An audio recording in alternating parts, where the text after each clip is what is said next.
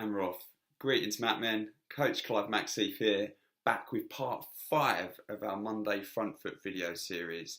Here every week to get us moving forward on a front foot. Gents, exciting times at the front foot today. It is my honour to welcome our first guest to the show. I'm going to be encouraging more guys to come in and input on the show in upcoming weeks, and it's my absolute delight to welcome our first guest to the show. He's a fellow coach. He's in fact my coach at the moment, a brilliant gentleman and action man himself, Phil Askew. So I'm going to put you over to Phil in a second.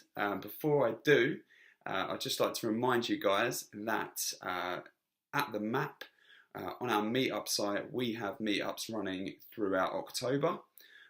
We have a meetup down by the Thames in the middle of October called a Huddle Up, which is where we get together and discuss our projects and goals and share in potential tasks and get us moving forward.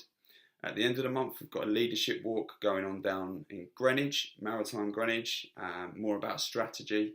And every Monday, 6 till 7 p.m, without doubt, we have our online masterminds, very popular, and guys getting a lot out of those at the moment. So check them out all on our meetup site. I'll leave the link there. But until now, gentlemen, I'll hand you over to Phil to get us all on the front foot this week. And I wish you a cracking week ahead. Strength, honour, magic, and much love. Be well. Hi there, this is Phil Askew from luminouslives.com. I'm a coach and I work with other coaches around building their practices and finding their why, finding their purpose. So Clive asked me to just share some words around what gets me fired up, what gets me motivated, what gets me best foot forward. And I think there's two things I want to share with you.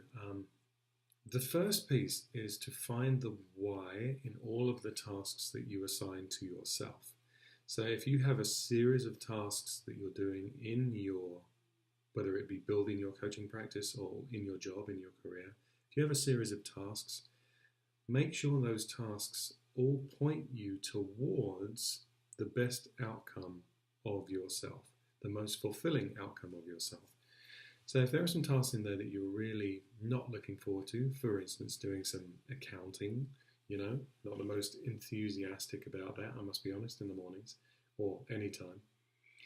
But if I can look at that and I can reframe that task to be something which is going to get me to a place of fulfillment, to a place of joy, then it kind of puts a different spin on it and it gives me the impetus to complete it. So it's kind of like finding your why within those tasks.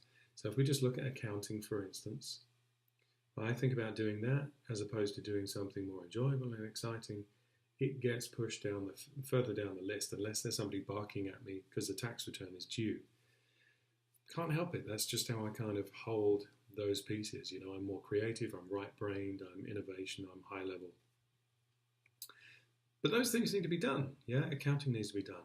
So if I can hold that task and I can think about it in terms of, well, this is the foundation of my business. If I get my accounting in order, then that gets to mean that I can play. That gets to mean that I can pursue the things that really fire me up. And without that in place, it's almost like the bedrock of the business is veering off. And so eventually things are going to crumble. I need to know those things. I need to have those things in place in order that I find the joy from pursuing the more fascinating, intriguing, interesting, high-level innovation stuff. So reframe it, yeah? So look at the task that you're not particularly looking like you want to do and try and find a positive reframe on it. This is not kind of coating it in bullshit and saying that this is a wonderful job, I'm so excited. But it's actually looking at it as a foundation stone for moving forwards into something more enjoyable, more fulfilling, and more in pursuit of your bliss. That's point one. So point two is if you are creating to-do lists in order to get things done, that's a good thing if that works for you. Only the thing is, here's a reframe around this also. If you create those to-do lists and each of those individual checkboxes contain too much of an undertaking, one, you're going to get to the end of the day and it's not going to be ticked off. You're going to feel disheartened and really pissed off. And two, you're not going to actually enjoy looking at that list. It's not going to help you progress because it's actually too much of a leap to be able to feel like you're making any forwards progress. So for instance, look at something like building a website, right? Some people would take their to-do list and they would go, okay, research websites, 1 checkbox. Write copy for website, 2 checkbox.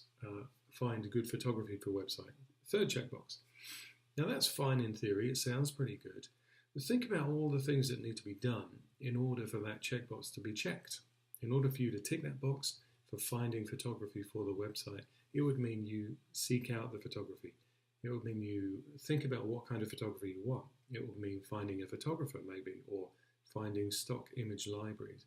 So look at that 1 checkbox and break it down into the stepping stones that take you across the river, if you like, in order to reach that destination. So that way, if you were to break that one particular thing down into 5 or 6 or 7 stepping stones, you can genuinely look at those checkboxes and tick them off and get a sense of fulfillment as you're making your way across that river. You're crossing that ravine over to the other side where your task completion exists. So checkboxes is my second point. If you're doing a to-do list, are those to-dos far too big? Can they be broken down? Are they really projects looking like wearing the mask of their individual tasks? If so, break them down. Have them become individual separate steps and then get this real sense of achievement and actually make progress. So there you go. This has been Phil Askew answering a few little things for Clive. I hope this helps. Best foot forward. Phil Askew, luminouslive.com. Take care, be well.